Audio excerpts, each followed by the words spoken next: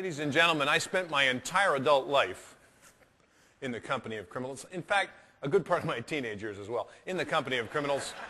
And for that reason, the RCMP decided they would recruit me because they felt that I had some skills that they could use. I've seen Chris speak many, many times. He is an absolutely dynamic speaker. He's full of energy. He just radiates charisma, and he knows what he's talking about. Here is a man with this long history of working in an area where none of us have been able to experience it, and it's fascinating. I mean, we call him, he hates it, but I call him the James Bond of Canada. I mean, he hates that, but that's the only way I can sort of describe it. No, Chris is most unconventional because he brings to the podium his own experience. To use the vernacular, he's been there, done that, and bought the T-shirt. Okay, guys, take your hand, take the dessert fork. You know, the old joke, take your hand, put your hand like this, put the dessert fork over your eyes. I say, okay, you don't listen to what I got to say to you. This is the view you're going to have for the next 10 to 15 years. He really has the ability to bring people to that story. And it's not remote, it's not arm's length. You feel that you are right there with him in that context. And this is the problem, ladies and gentlemen, is that because of the regulatory framework, bad people, their money still has to flow. Every time a bad thing happens that generates money, that money has to flow. It has to be laundered. And the fact that we have legislation makes it difficult. When I laundered money for the governments of the United States and Canada, and when I laundered money for drug traffickers, I used to charge them around 8 to 10% to move their money, plus a substantial foreign exchange piece too. Made $37 million in my first year. That went into the general revenue account, and you all got 1 penny off your income tax. 8 to 10%. Go and see someone like me now, today, here in Quebec City, and he will charge you north of 20% for that. Why? Because it's harder to do. You know, I think that the most you should pull out of this is 100 US, or you're going to get just smacked. Also, we start moving these large amount of cash around. This is not the time when you need the heat. Every time we do it, we're breaking. Well, yeah, we're breaking banking regs every time we flip it, but maybe you should start your own kind of like little mutual fund here. You get these guys to invest, right? This has got potential. We get a mutual fund running. Okay, we set it up. So Chris can take very complex issues and tell the story about those complex issues in very meaningful ways, simple, straightforward ways, but ways in which people get it. How many people in the room, by the way, have ever bought a stock without knowing exactly what the company did? Come on, be honest. It's just a bit of a reality check, okay? Before we go farther, day traders. You know, we're going to talk about scams here and people forcing the price of stock up and down and how they do that.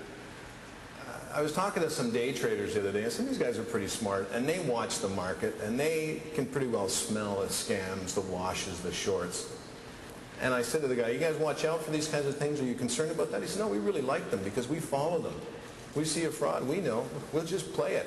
We don't really care about the stock. It's sort of like gambling. And a lot of guys are making a lot of money just following these trends.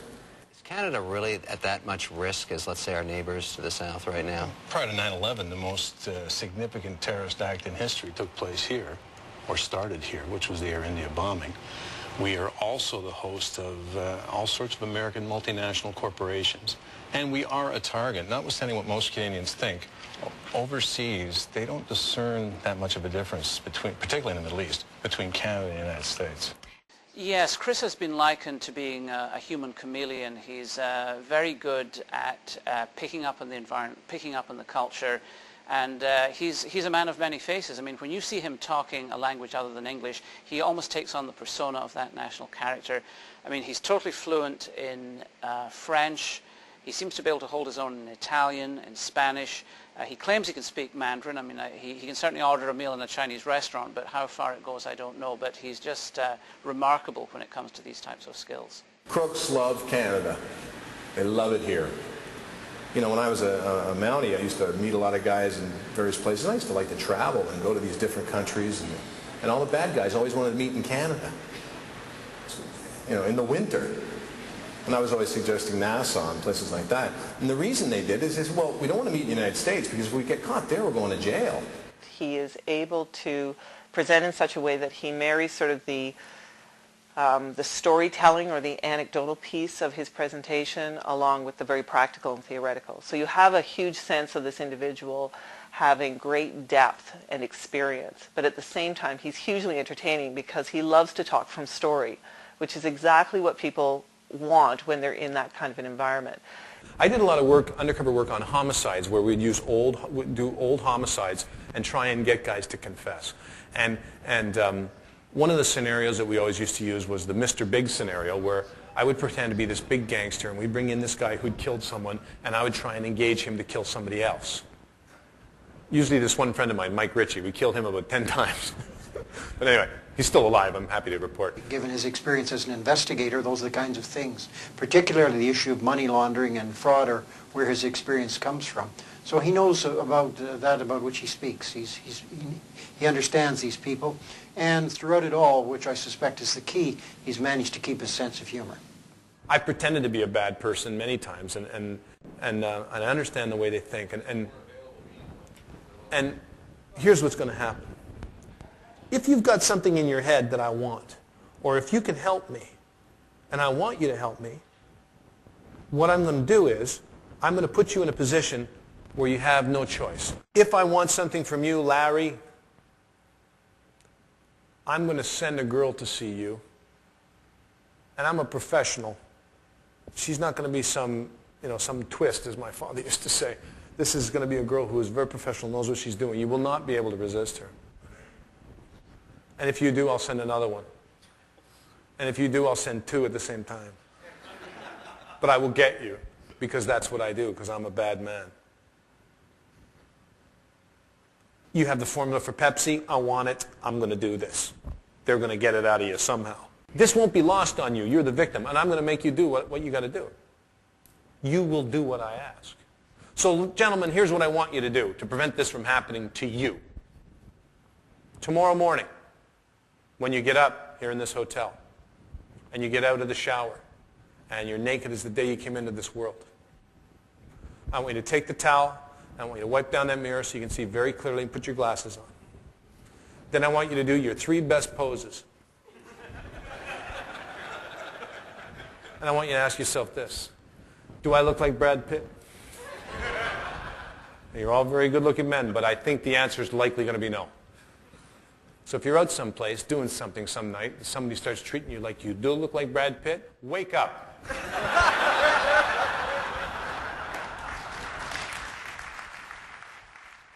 I've actually shared a podium with Chris Mathers, and one of the decisions I've come to in my life is I'm not going to do it again, because I think I'm a good speaker, but Chris is just dynamite that he blows everybody away. He's so entertaining. He's a lot of fun. Excellent. Chris is an outstanding speaker.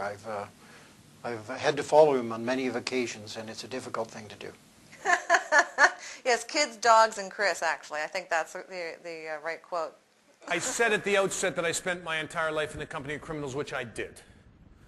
You've also noticed that in the course of today's speaking engagement, I've tried to make eye contact with almost every one of you in the room and try to remember your face. That's what I do. That's my job. That's my life. I don't like to get shot or hurt. I like to remember who's who. My skills, according to my significant other, she says they are not what they once were. I think she's referring to my memory.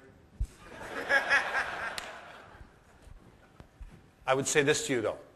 If I'm walking down the street in Canada, United States, and I travel all over the world, and you see me, and I don't recognize you from the big FEI conference in Quebec City, please come up and say hello. I would ask you to do that. I'd ask you not to run up. It's been such a pleasure to come here to this beautiful city and see all of you. I wish you all well, and I wish you happiness for you and your families. Thank you very much for your time. You've been a wonderful audience, and I will take some questions if you like. Also, I wrote this book. I brought some copies. If you want to buy it, I'm outside. I'll sign it for you. I take checks. Who cares? Thank you.